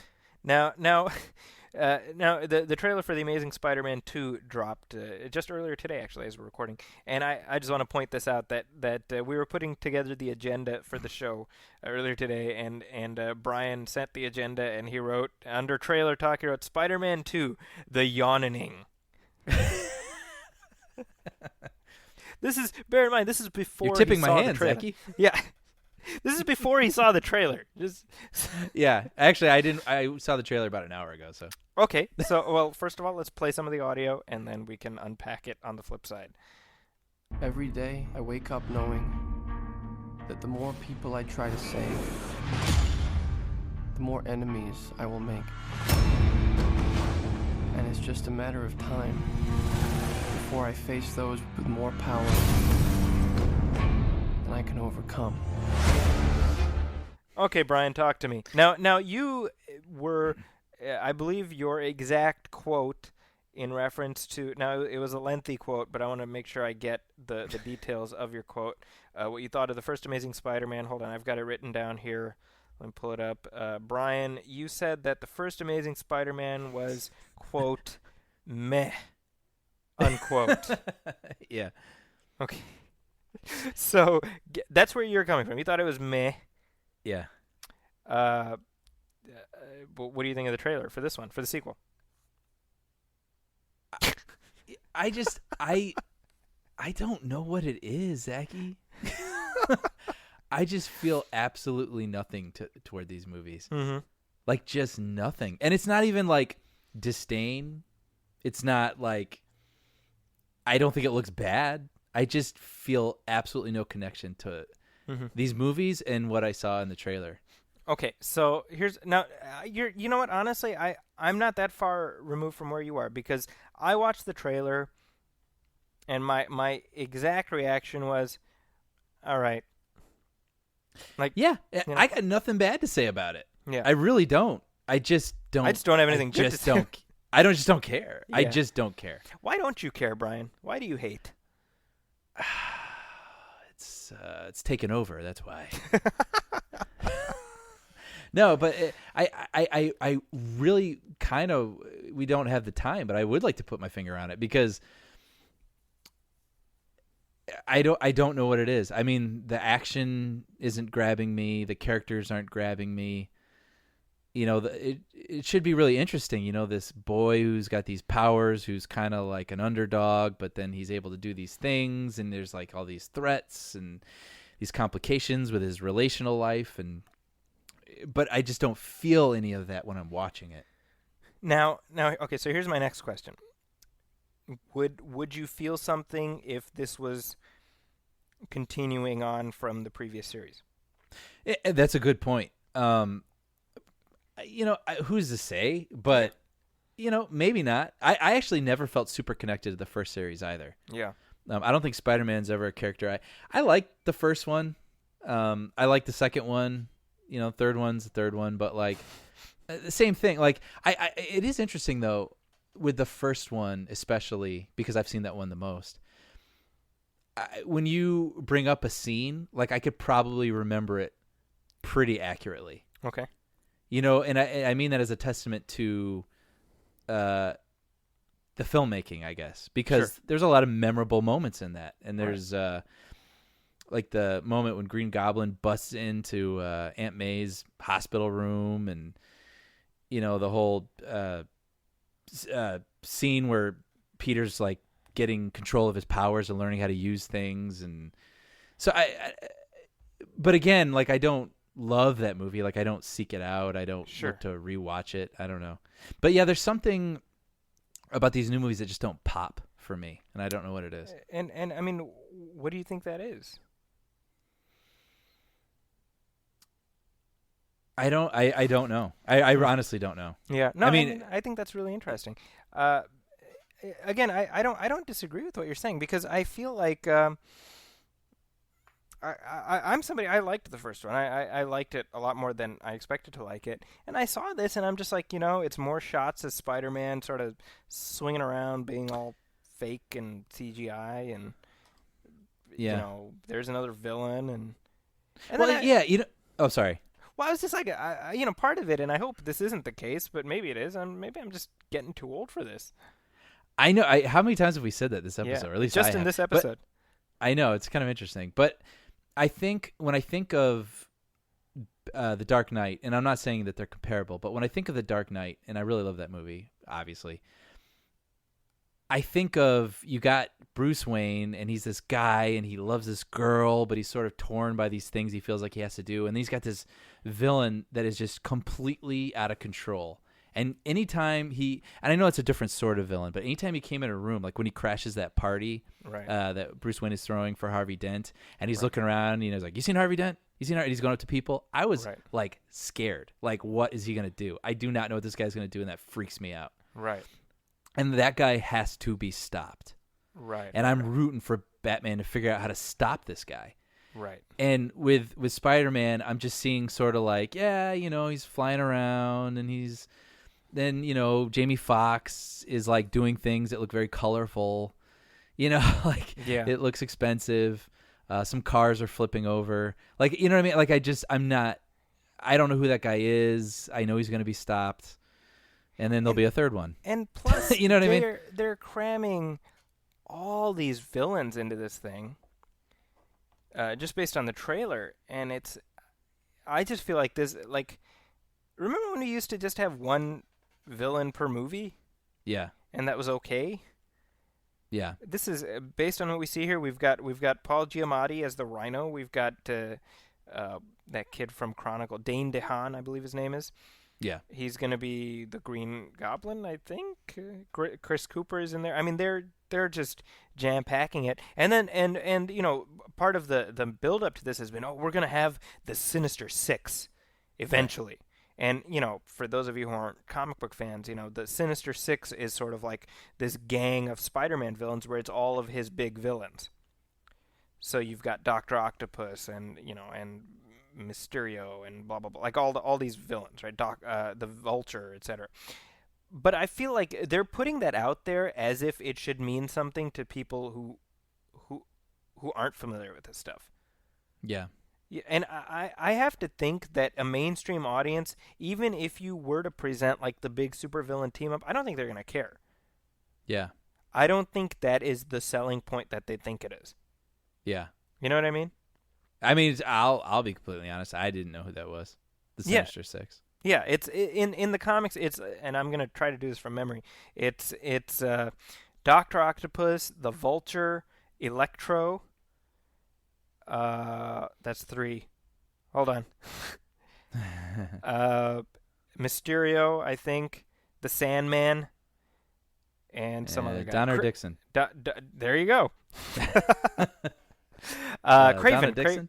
Donna Dixon. That's it. Craven the Hunter. Anyway, my point. Yeah. Why does that matter to a mainstream audience? Yeah. So yeah. And hey, this is we're talking about the trailer. Like, I haven't seen the movie. All I ask, and I'm thinking of this now as I'm trying to articulate it, like, all I ask is that I give a crap. Like, that's all any movie has to do. Like, I want make the me give a T-shirt crap. that says that. Make me give a crap, Brian Hall. But I mean, seriously, like, think of like all the movies we love, like, like Back to the Future. Like, I give a crap that he gets back. And like, think of like Dumb and Dumber. Like, I give a crap that he finds that girl. He's got the briefcase. I'm rooting for him. You know what I mean? Like, it doesn't matter. It can be high art. It can be a stupid comedy. I just have to give a crap. So as long as Spider-Man 2, I guess the second Spider-Man 2, Amazing Spider-Man 2. Yeah. If they can make me give a crap, then great. Makes sense. I mean, yeah, that makes sense to me. And then on my tombstone, I want you to put Brian Hall. He gave a crap. He gave a crap. He gave crap, but he didn't take crap. All right, so we now we're mixing up the format a little bit, and part of that is because contrary to the way we usually do it, where I've seen 1 or 2 new releases, as we mentioned in the last episode, I'm on sort of baby lockdown right now, and amazingly enough, still waiting for the baby. But what that means is that I have not been able to check out any new screenings. Yeah. So Brian has been making up for. He's been watching movies for all of us, really. And so It's true. He'll be walking us through that. But before we get to review a Palooza per Brian, I wanted to very briefly do our overlooked and underrated segment, which we've been getting a good response on, by the way. So I'm actually grateful for that. Cool. People have been checking out the movies that we've been recommending, and this is one that we alluded to earlier in the episode just by chance, and it is State of Play from 2009. And this is a film that stars Russell Crowe, Ben Affleck, Rachel McAdams, Helen Mirren is in it. Jason Bateman is in it. It's got a very large cast of very familiar faces. And what this is, it's a political thriller based on a British miniseries. And the British miniseries is also actually very, very good. And the miniseries has not a bad cast either. It stars David Morrissey, who you might know, well, not you specifically, Brian, because I don't know if you're keeping up on the show, but you listeners might know as the governor on The Walking Dead. Which are you familiar with him on The Walking Dead at all? Yeah, my roommate watches it, so I kind of go in and out of it. Oh, okay. Are you caught up, by the way? I know what happened, but I didn't see it. Dude, the last episode of like this mid-season, holy bananas. Wow. Yeah. Really cool. Anyway. Yeah. I wish we could talk about it more. But the British miniseries, in addition to David Morrissey, it also stars James McAvoy. It also stars Bill Nighy. So a pretty high-profile cast there. So that was a 6-episode miniseries. So about 6 hours. And then they translated that into a 2 hours and change film here. Now, normally you boil down 6 hours into 2. You're going to lose a lot. And a lot of the subtleties of the story are lost. But what we're left with is something that's just as solid in a very different way. And it's a great film that went, God, I mean, just nobody watched it. Nobody watched this thing. And it was very frustrating for me because I saw it and I loved it. And, I mean, it just kind of came and went. And the premise of the film, you have Russell Crowe is an investigative reporter for a newspaper in Washington, and the film starts with a murder, just what we think is just a quote unquote simple murder. And as Russell Crowe investigates this murder, it just starts unwinding into this elaborate conspiracy involving politicians, involving corporations, and it's just this web of lies. And Ben Affleck plays Russell Crowe's college roommate, who is also a congressman, who's caught up in this thing because he had an affair with somebody. I don't want to give away too many spoilers because I think this film really works based on how you discover it. But it's really it's something in the vein of All the President's Men, if you've seen that. Which is, of course, the true life investigative journalism story about the Nixon White House. But this is, this has more twists and turns to it because it's obviously fiction. But just a really gripping story, and it's gratifying to me. Everyone I tell about this film has not seen it, and whenever they watch it, they're like, "Wow, this is amazing." And I think Brian, I don't remember. Did you see it when it came out in the theaters? I did, yeah. So what were your thoughts on the film, or just in general? I mean, seeing as how you have seen it.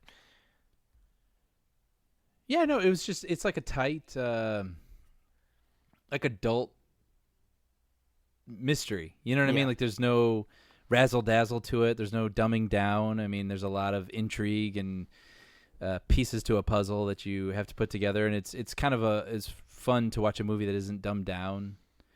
And it just felt different than anything I had seen in a while. Right. And I think that's why it sort of stood out to me. Like I just enjoyed getting immersed in something sort of intriguing and interesting. And I walked out really enjoying it. Yeah. And the interesting thing is that Russell Crowe ended up playing the lead role. Originally, it was going to be Brad Pitt playing that role. I could see that. I liked Russell Crowe in it, though. I think Crowe did a good job. And the Ben Affleck role was going to be played by Edward Norton. Which to be honest, I think Affleck did a very good job in this, and I think we were just dogging on Affleck earlier this episode. I think that this was one of those films on his road to redemption, Right.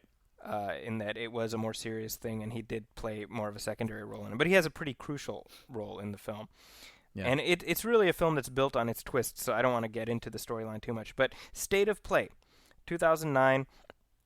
Is directed by Kevin MacDonald. Really worth checking out. And if you do end up watching it, let us know. Send us an email or post on our Facebook page. Tell us what you think of it. We'd love to get your thoughts on that. I certainly would. Prove Zaki wrong, kids. That's right. Prove Zaki wrong. That should be the name of this segment. Yeah. Prove me wrong. All right, so that's my contribution to sort of this week's viewings. Now, this is really Brian. Tell us what movies you've seen, and I will listen intently as you do. Well, this week I watched National Lampoon's Boner Academy. It starred. No, I'm just kidding. Is that a real movie? No, I was just trying to make up a movie that sounded insanely stupid. I don't think it is. That sounds like it could. Well, I'm afraid to Google that phrase. I feel like that'll end badly. So yeah. Well, as Zaki said, in a sort of an interesting twist, I've seen a ton of movies recently, and I don't mean to dominate for the next 20 minutes. So I just thought I'd give my sort of general opinion on some of these things, and then sort of try to pitch them to Zaki. I like doing that, actually. When I haven't seen a movie, I like asking Zaki questions about, I don't know, if I'll enjoy it or if I should steer clear. Right. But I did see a movie that Zaki has been recommending for a couple weeks now, All Is Lost. Yes. Starring Robert Redford. Okay. And I remember you talked about it when we watched Gravity. That's right. Because Gravity is about, Sandra Bullock being sort of lost in space, and you're with this one character through the whole film. And it is totally apt. You're exactly right. I mean, that's exactly what this movie is. My friend was asking me if it was good, and I said yes. But you have to know, you're not going into a story. Right. Like, this isn't a story. Like, this is an experience that someone is experiencing. And so you are just a fly on the wall watching this guy who's on a boat that has been impaled, and he's out in the middle of nowhere. Storms are raging. Things start to go wrong. What is this guy going to do?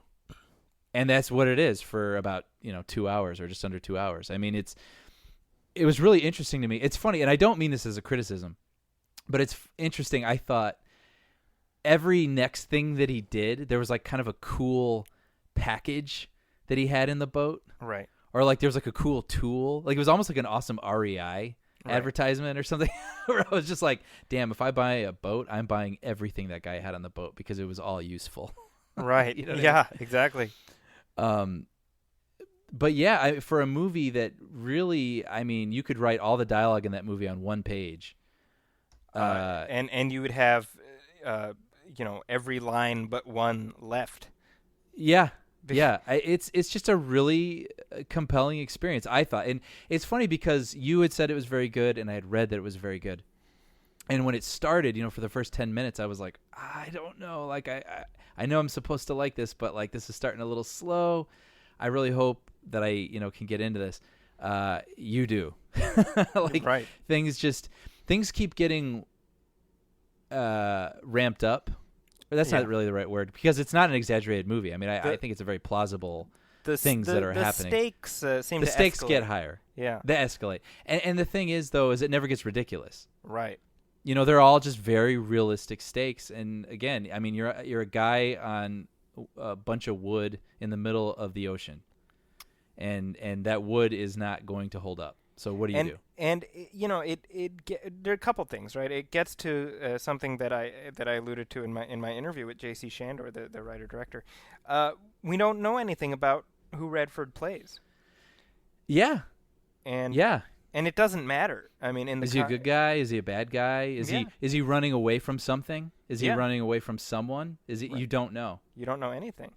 Mm-hmm. And the other thing is, I mean, first of all, Robert Redford is just, I mean, he's such an amazing actor, but I feel like his fragility, given that he's now an old man, plays such a key role in how we relate to That's his a character. very good point. Yep. You know. Yeah, Now- if that had been Channing Tatum on a boat, we would have felt completely different because we're like, well, he's a young guy, he's a strong guy. Yeah. You know what I mean? But No, yeah, like- no, there were a couple moments where it looked like actually him and not a stunt person, Yeah. you know, hanging from the side of the boat doing stuff, and I was like, whoa, be careful. Yeah. Be careful, old man. Right. Yeah. Well, now, I did interview J.C. Shandor a few weeks ago, and I actually just earlier this week got an email from Seymour Rosen about All Is Lost, and he says, Zaki, for those of us who sail offshore, let Mr. Shandor know that a $15 silver-sided cardboard radar reflector up in the rigging would have saved him in a minute. It would have been seen on the radar screens of any number of vessels in the vicinity. Also, no one issuing a mayday call talks like they're speaking to their girlfriend. True, we must remember, after all, that this was a movie. Obvious true-to-life errors. Please inform Shandor these omissions denoted poor seamanship. Thanks. So I'll go ahead and give J.C. Shandor a call and let him know. Well, along those lines, I mean, again, like this could be a guy who, not along those lines, but what we were saying is you don't know who this guy is. Like maybe he is running from the law and he's got a lot of money that he stole and he bought a boat and Right. he's got a radio, but he doesn't know how to use it very well. Right, And, you right, know what I you mean? don't- Like yeah. you don't know. You don't know. Now let me ask you something, and this delves into spoiler territory. So, this is like a spoiler thing. So, beware of that. At the end of the film, what do you think happens? Oh, I honestly, Yeah. I guess I'll be a little mysterious. Yeah. I took it all literally. Okay, so It I never did even occurred to me to not take Okay. it literally. Actually. Okay, so I did as well, and I didn't even realize that an alternate reading was also intended by the filmmakers. Really? So that was intentional to be. There was an intentional vagary. So, in other words, you can interpret it either literally or metaphysically. Isn't that interesting? Okay. But this is my question to you. Were it a quote unquote metaphysical ending? Yeah. To me, that's a harder ending to accept for me. Yeah. Because to me, I feel like the literal version of that ending is a payoff that we need for this journey that we've been on. I 100% agree with you. I was starting to get upset with where the movie was headed. Okay, good. Okay. And not at the story, but just at what was happening. Yeah. I mean, like, I'm not mad at the screenwriter. Like, I'm just mad because I don't like the way things are going. Okay. Like, it made me uncomfortable.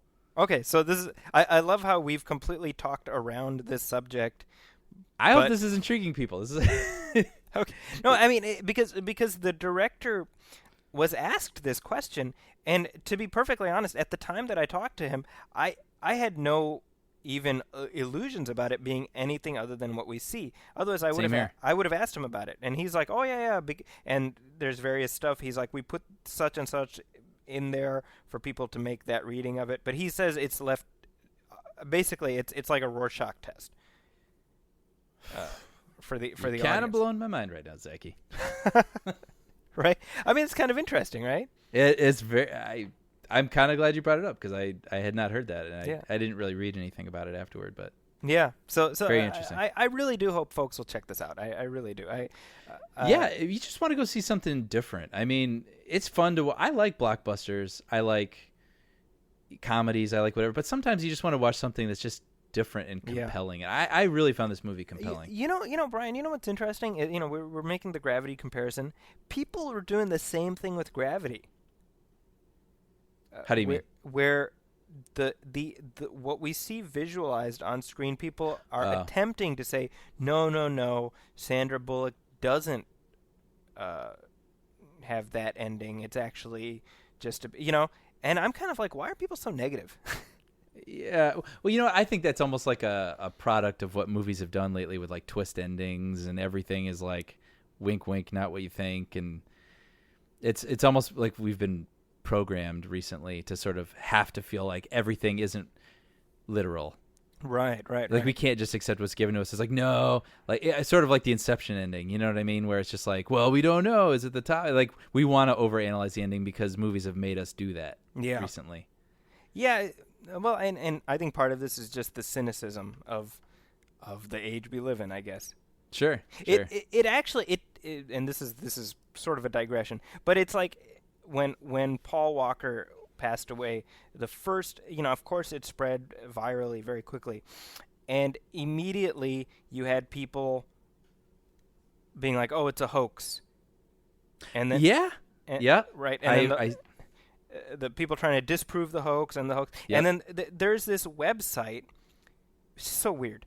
There's this website that plugs in random celebrities' names into stories about their death. Yeah. And so it did a fake Paul Walker death story apparently the day before he died. No, really? Yeah. And then it was proven as a hoax. And so and I was just like, basically my reaction to all this, I was like, this is why everyone has just become a friggin' asshole. Yeah. Because we can't believe anything anymore when there's no baseline of reliability, right? Because the truth is, and this is weird, but TMZ broke the Paul Walker story. Yeah. And TMZ is actually pretty reliable. Yeah. When it comes to this stuff, but it's always that, well, do we have another source other than TMZ? Yeah. But nowadays it's like Twitter is the source, right? Yeah. I remember with Mandela, I saw it on Facebook today. Right. A couple times, and I went. I was like, "Oh, really?" And so I went to like Yahoo and whatnot, and it wasn't even there yet. Like I learned all these things from Facebook. Which is not necessarily a good thing. Yeah. Well, it's a couple years ago. I remember the day that, I don't know if you remember this, the day that Michael Jackson died in 2009. That morning, Farrah Fawcett died. Do you remember that? Yeah. Farrah Fawcett died that morning. Michael Jackson dies a few hours later, and of course, social media is just going bonkers. And then a friend of mine is like, first Farrah Fawcett, and then Michael Jackson, and now Jeff Goldblum has died. Oh, right, yeah. And I'm like, Jeff Goldblum, what kind of a cruel God would do this, in one day, In one day? We lost Ian Malcolm, Yeah. And I was like, well, and so of course I hit up, I'm searching for something. And I'm like, where's the Jeff Goldblum thing? And so I ask him, I'm like, hey, can you give me a link or something? And he links me to some guy's Twitter. Right. And I'm like, really? Seriously? This is what we consider a reliable source now? Billy's Twitter? I feel like that's where we are, where it's the postmodern. It's postmodern. We're unable to take things at face value because of all the... because we're consistently being provoked. Right. Yeah. So, I mean, and anyway, and it's tangent, but it ties in just in terms of how you're given a film that presents a story and in what you assume is a straightforward manner, but we're looking for those layers that say, no, this is actually straight. Like, somebody brought this up. This is kind of interesting, that there, in Skyfall, that there is material in the film that alludes to the fact that Javier Bardem is M's son. Yeah.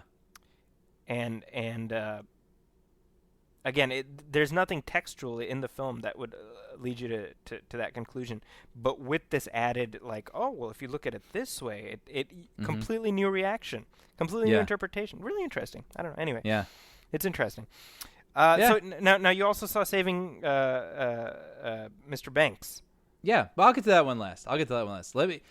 Next, I'll talk about Dallas Buyers Club. Oh, right. Okay. Now, this is a movie. I was going to see it 2 weeks ago because I was actually going to interview Jared Leto about it. Oh, wow. Unfortunately, I wasn't able to make that happen. But I'm very curious to hear about this because I really want to see it. I didn't know much about it. I saw the trailer a couple of weeks ago, and I thought, wow, that looks really interesting. I mean, the story is...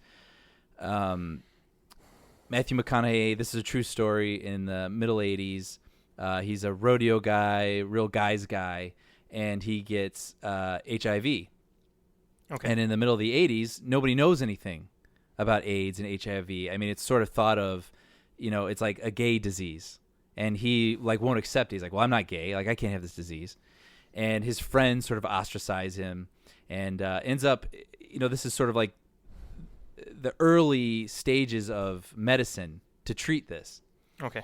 And so, you have the hospitals giving medicine to people that they think might help them, but it could actually be hurting them. They don't know. Like, they have to do the trials. Like, these are happening right now. Okay. So anyway, McConaughey is fed up with the way that the hospitals in the U.S. are treating this, so he decides to go to Mexico and take these things that haven't been approved by the FDA but seem to be working, this medicine, and bring it over the border. And he starts something up called the Dallas Buyers Club, where people who have HIV or AIDS, they can join this club and pay a fee, and he will give them the drugs. Okay. And so he's basically bucking the system here. And I mean, and that's not giving anything away. I mean, that's all in the trailer. And Jared Leto is in the film also, and he plays a transvestite like character who has HIV, and they become unlikely sort of partners in this whatever you want to call it, club kind of thing. And it's a really interesting movie. I can't say that I loved it actually. Okay. It's a tough movie. My friend summed it up perfectly. He's like, this is an actor's movie. The acting is exceptional. But at the same time, the story, it's an interesting story, and I did want to know what was going on and what was going to happen, but it's not a movie that totally lets you in somehow. Like, it still felt a little, I don't know exactly how to put it, but it's, the performances sort of are the thing that you walk away with more than you do, I think. The story. The story. Sure. Even though, which is weird because it is a really a difficult story, and a story where you're rooting for these people and you feel very bad for these people and what they're having to endure and overcome. But at the same time, what you remember more is sort of the performances, I think. But anyway, so then I also saw Frozen. Okay. New Disney movie, animated, CG animated. So here's my question about that. Does that end with Samuel L. Jackson as Frozone inviting the main character to join the Incredibles? Where's my super suit? That's right. No, it does not. Well, then I don't. But no, this is a really nice movie. I think it was interesting because word was getting out about this movie that it was just like, get ready. Like, this movie is excellence, and this is like an instant classic. And I was like, oh my gosh, okay, well, I really want to see this. And I have to say, I didn't feel the same way as everyone that thought so highly of it. But that's not to diminish it, because it's a very good movie. It's like a really cute movie. Kids are gonna love it. I think adults will like it too. It's what I think what's really interesting about it is it's a princess movie, but at the same time, it doesn't follow the same sort of steps that those movies typically follow. Right. And it's really not so much about a girl and a guy as so much as about a girl and her sister. Oh, okay. And which is really refreshing, and I thought was a really interesting angle, and I really dug their relationship. And so, I mean, just the gist of the story is, there's these two sisters, and one of them has these powers where she can turn things to ice or snow, and these sort of cold-themed powers, but she can't control them. So they separate the sisters because, they don't want her hurting anybody. And so there comes a time then where they finally, they've closed the gates. No one can come into this kingdom. And then when they finally open the gates, the sister can't control herself and turns the city into like eternal winter. Okay. And so she is not happy about it and that's what's interesting, because she's the quote unquote villain of the film, but she's not really a villain. And again, I think it's really cool to see something where you're like, oh, well then what is she like? You want to go in here and be like, think you understand everything, but it's all a little different. There's a little bit of a twist to everything. And so the other sister basically is just trying to go, rescue her, stop eternal winter, and she meets these people along the way. And it's nice, and it's interesting because it's a musical. And musicals can go either way for me. I know some people just hate musicals, and I don't necessarily. I mean, if I like all the, Lion King and Aladdin, because those are really fun songs. And so I think when you're a musical, I mean, you have to live and die by those songs. Right. If they don't work, your movie doesn't work. And I thought this movie was pretty good. I didn't think these are songs people are going to remember and be singing forever and always. Right. But at the same time, within the movie, they're better than your average. Now, Frozen was another one of these movies that was going to be called like the Snow Princess or something like that. And Disney was like, because they did this before with Rapunzel, Right. which they call it retitled like, Tangled. Tangled, because they don't want to make girly movies. Shoo apparently. guys away, yeah. So it's funny to me that they're continuing this trend. Yeah. But no, it's a good movie. I mean, certainly I'd recommend it to, if you have kids, see it with your kids. But, I thought it was a charming movie. Now, while we're talking Disney, we might as well talk about a movie about Disney. Yes. Saving Mr. Banks. So I saw Saving Mr. Banks last night, and it's always hard for me when I do this because I never want to get people's hopes up. Because I hate when people do. Like I said with Frozen, people were sort of getting my hopes up a little bit, and I was like, even though I did enjoy it. But Saving Mr. Banks might be one of my favorite movies of the year. Wow. Okay. Yeah, I went into this with the trailers, and the story is there is a woman named P.L. Travers, and she wrote Mary Poppins as a series of books. Right. And so Walt Disney, for 20 years, tried to convince this woman to let him make these books into a Disney movie. But she was very resistant. She's a very, very British woman and very protective of her characters. And you've got Walt Disney, who makes these zippy, cartoony, fluffy, in her opinion, movies. And she doesn't want her character turning into some sort of goofy cartoon. Right. And so he chases this down, finally gets her to come out and meet him, and he's got the Sherman brothers, who, this is a true story. So he hired these genius songwriters to write songs for the movie. She didn't want it to be a musical. He was going to have live action and animation together in this like whole revolutionary new sort of filmmaking process. She didn't want a speck of animation in the movie. She basically combated him on every single thing he wanted to do for this movie, for Mary Poppins. And so what the movie does is very interesting is half of the movie takes place in the 60s where Walt Disney is trying to convince her to make the film, but then the other half takes place in the early, 1906 or something like that. Okay. And you see her story as a little girl. And it's not like a Shakespearean love sort of thing where, everything in her life inspired Mary Poppins. It's not like that. Okay. But you do see how certain things that happened to her did make their way into the story, and why certain characters are very, very important to her because, they resemble things that happened to her in her life. And so as the movie could go down a path where you're like, she's just grumpy and annoying and I don't like her and it's getting old, they always at the right moment kind of flash back and be like, well, here's kind of why she feels this way. Right. And you're like, you know what I mean? Yeah. And the movie is just a little over 2 hours, and I did not notice. Like Wow. I was worried that, how much story can you really wring out of this? A woman, being pushing up against Disney, like, no, you're doing it all wrong. No, you're doing it all wrong. Like, can you make a 2 hour movie out of that? And you can, basically. And I hear Tom Hanks is great. Yeah, he's very good. Emma Thompson is the star here, like without a doubt. Right, Like, and Hanks is a supporting. Yeah, and I don't mean it to say it like that, but yes, she's the showcase certainly of this picture. Well, but I mean, in the sense that I see Tom Hanks getting a Best Actor nomination for Captain Phillips and a Best Supporting Actor here. Yeah, I could see that. It's funny because it's like if I don't say that, then I'm saying like he didn't do a great job. He did. Like I don't know that it's necessarily an Oscar performance, but he does a very good job for not looking a bit like Walt Disney. He does a very good job of embodying the spirit and the charm and sort of the larger than life personality.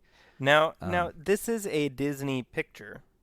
Yes. So do you feel like it comes off as a little bit sort of servicing the myth? I don't think it does. And what I think is interesting is I read somewhere someone saying like that this movie is almost like Disney's 50-year-old apology to P.L. Travers, which I thought was really interesting. I think the movie does a very good balancing act of you understand that Disney is a sincere guy. Like, he's not looking to exploit this character. He wants to make a good movie. But at the same time, these characters are very important to this author, Right. and we learn why. And so at the same time, neither is a bad person. They just need to come to understand one another. Right. Okay. And I think what's this comes from the director of the Blind Side, which I was not crazy about, because I felt like it was way overly sentimental. Right. Clearly, I don't even know. I know it's a true story, but I could be like that. I'm sure that did not happen. Right. Like a lot of instances like that. But I felt like this movie did a really good job where it's not for being a true story, it's not gritty, obviously. Like a warts and all sort of story. But at the same time, it's not hammy. Okay. It's not overly sentimental. And I highly recommend it. I will say this, though, and I've seen other people say this, and I totally agree. I mean, this isn't necessarily a movie for kids. Sure. Like, if you're thinking you're going to go in and see, like, oh, it's about Mary Poppins and Walt Disney. I mean, this is a movie about adults and adult, it's rated PG-13. I'm not saying it's vulgar, but it's about adult themes and adulthood and an adult reflecting on their childhood. So I could see kids being, like, really bored. Right. But that said, I highly recommend this movie. I really enjoyed it. I'll probably see it again and take my parents to it at Christmas time. Oh, nice. Okay. So yeah, and this is another one. I had a screening of it yesterday, same time you did actually. But I was recording my other podcast, so this is the problem with having being pulled in too many different directions, I guess. Well, I want to throw out there real quick too. You got to stay for the credits. There's a moment that where Samuel L. Jackson invites Disney to Yeah. join yeah. No, but there's a moment during the credits. It's not a spoiler, but I didn't know it was coming, so it was fun to.